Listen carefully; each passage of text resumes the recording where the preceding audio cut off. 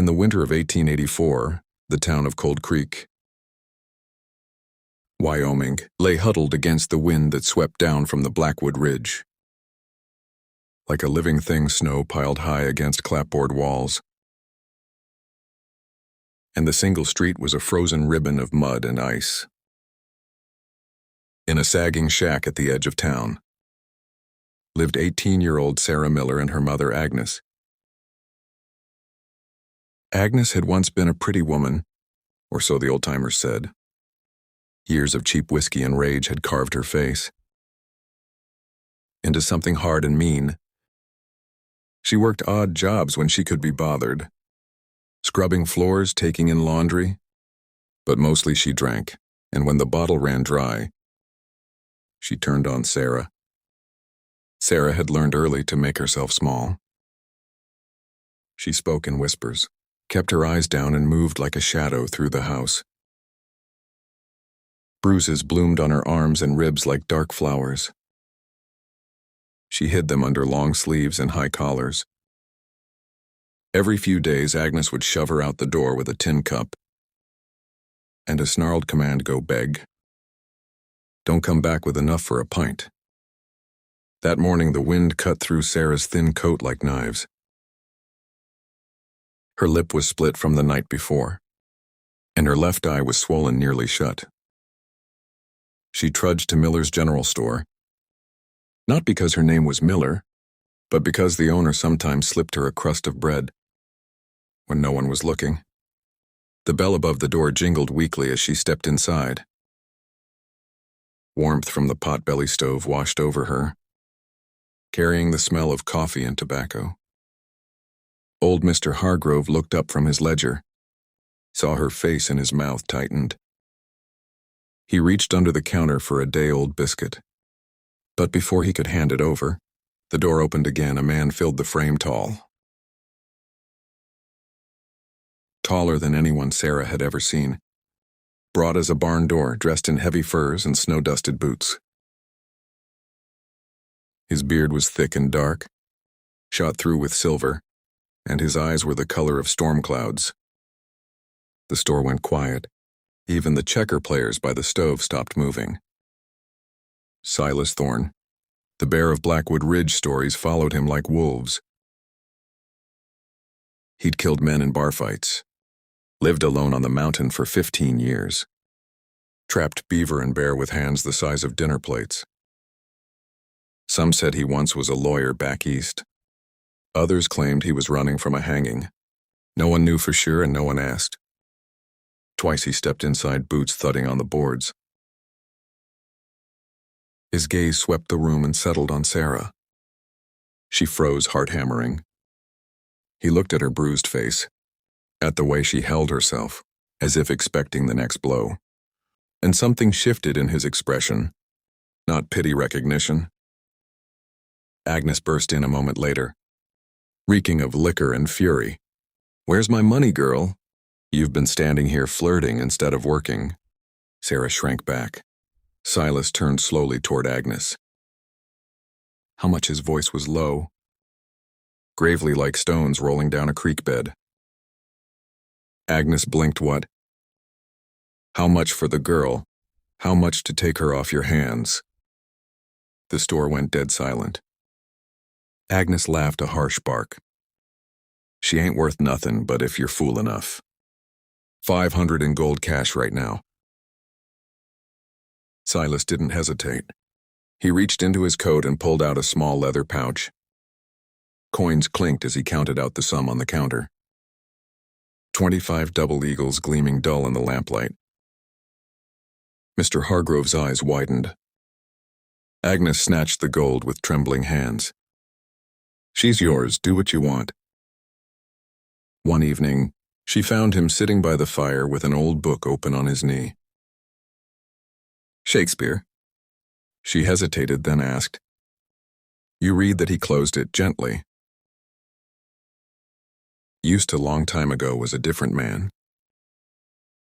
Then she sat across from him.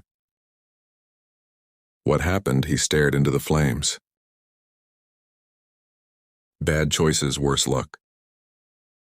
A man died because of me, not by my hand. But because of me, I came up here to disappear. Sarah nodded slowly. She understood disappearing. Winter deepened, blizzards buried the trail. They were alone in a white world. Sarah's bruises faded, she ate regular meals.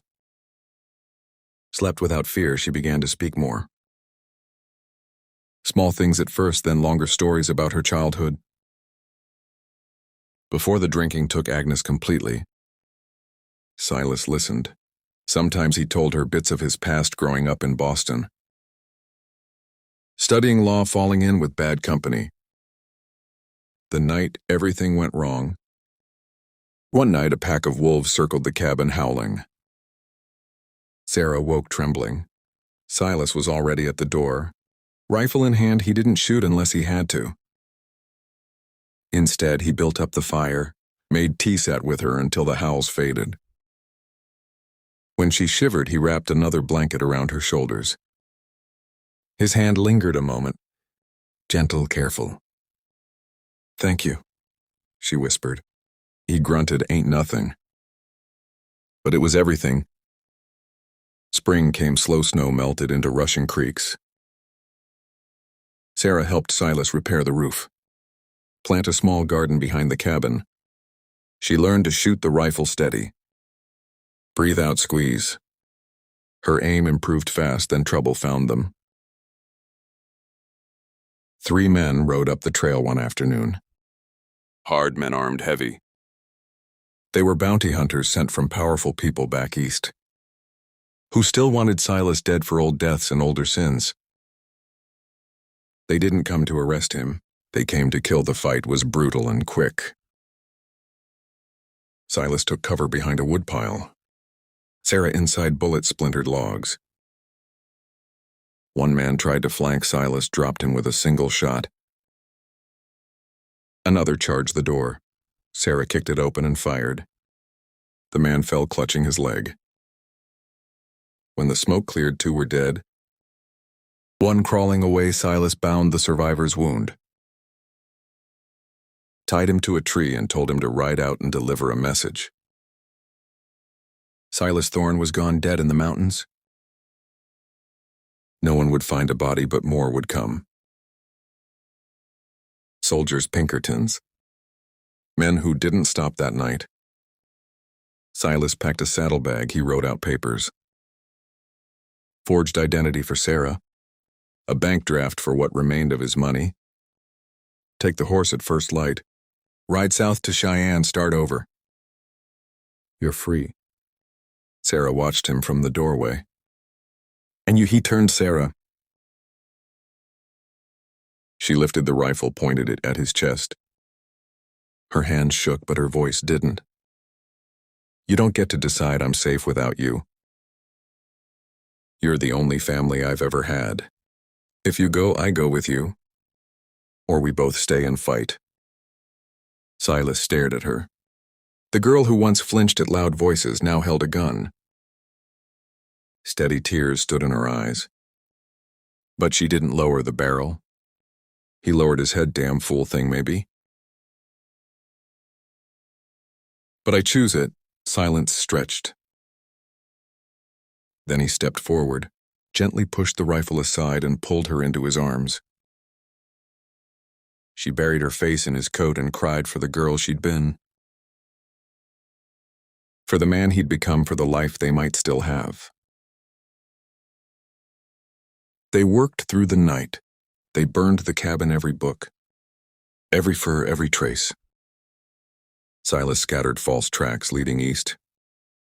They packed what little they could carry: blankets, food, ammunition, the rifle, a few coins. At dawn they rode west, higher into the ridge where no trail existed. Snow still clung in the high passes. But spring was coming. They traveled slow, careful to shadows against the white peaks. Months later, rumors drifted down to Cold Creek. Hunters spoke of a man and a woman living far above the tree line. laughing sometimes, the sound carrying on the wind like a ghost story. They trapped, they gardened. They read old books salvaged for memory. They were no longer rescuer and rescued. They were partners equals family, chosen against the world.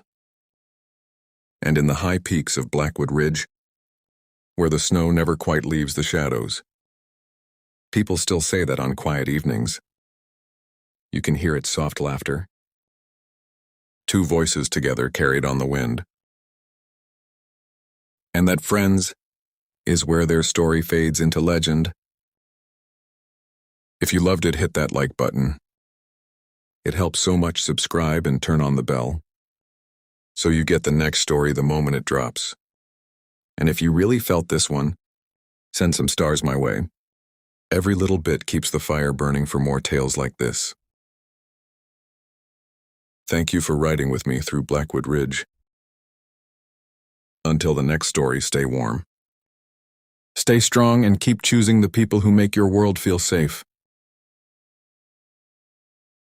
See you soon.